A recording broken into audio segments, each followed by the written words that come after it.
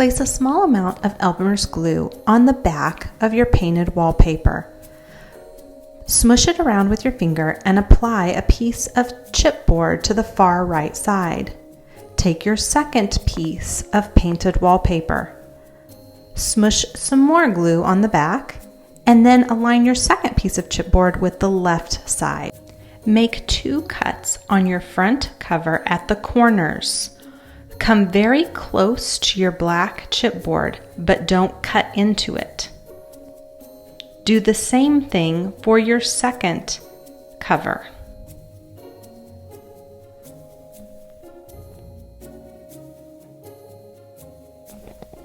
Apply a small amount of glue to each of the 3 flaps and rub it out with your fingers.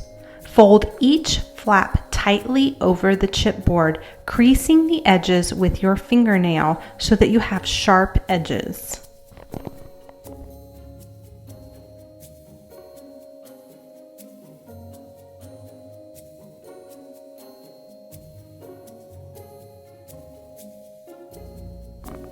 Follow the same process for the back cover, applying glue, rubbing it out with your finger, and folding the flaps over the edges of the black chipboard.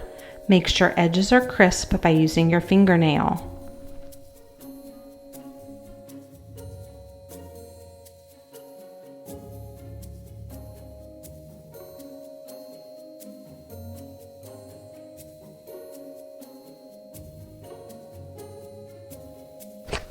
Now grab your longer piece of painted wallpaper. Flip it over to the back and apply glue to the not painted side, kind of in the middle. Smush it out with your finger so that it smooths the glue, and then find your very thin black chipboard spine. Place it right in the middle.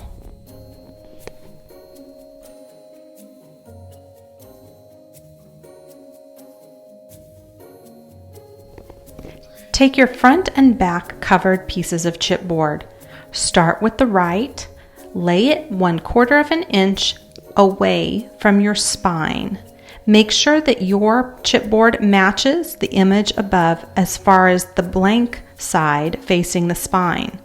Do the same on the left side. Press everything down to get all of the glue bubbles out and make sure everything fits tightly. The paper that's covering the spine right now is a little long, so we're going to trim it down a little. Cut about half of what is hanging over off. Don't get too close to your covers and your spine. We want enough that we can still fold it over and glue it down. Time to add some more glue to that excess paper and smush it around. Fold each flap in and really use your fingernail to crease the top edge and the bottom edge. Press and hold so that you get a tight seal. That paper is going to want to lift, so you may have to hold it for just a few minutes until the glue begins to really set.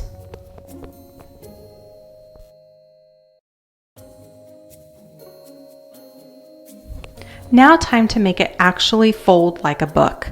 Take your fingers and gently crease on either side of the spine, folding the flaps back and forth so that it begins to actually take the form of a book cover.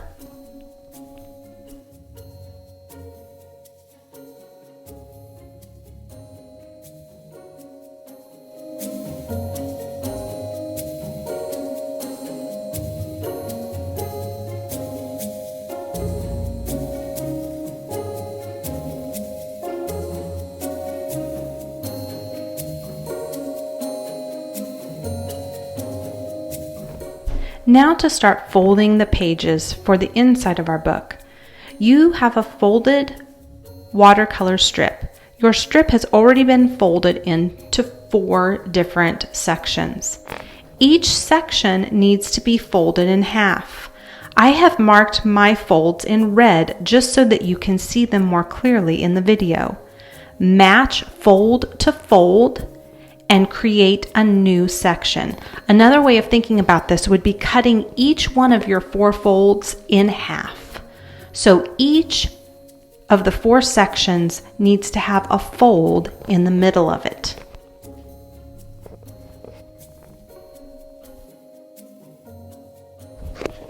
You just created 8 sections in the last step. Now we need to move to 16 sections in this strip. So each one of your 8 folds are going to be folded in half again.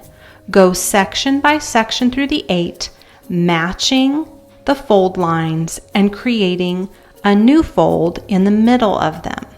You should have 16 equally folded rectangles when you're finished.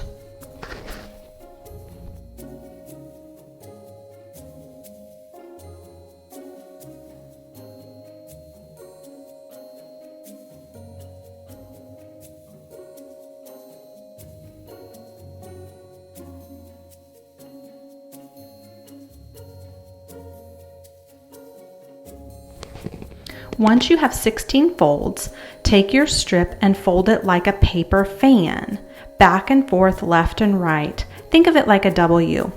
Once you have it all folded up, take the stack and flip out the front and back flap.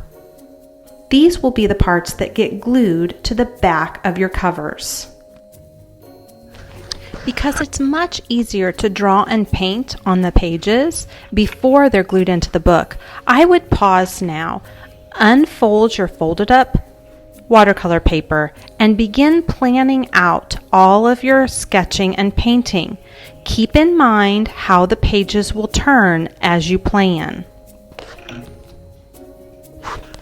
If you're doing a page by page spread, it might be helpful to take your folded stack of watercolor paper and dry fit it, no glue, into the covers, just to help you visualize what will go where. Once you've finished designing all of your papers, go ahead and take your small stack of paper, apply glue to the black chipboard that you can still see on the front and the back, and stick your stack of papers in. Once that's dry, I go on the inside back of my pages and put a little glue and fold everything back up to hold all of my pages nice and tight so that they aren't floppy and they will open and close like a real book. When you're done, you can put a rubber band around the outside of the book and allow it to dry thoroughly. Once it's dry, your pages will flip cleanly like a real book.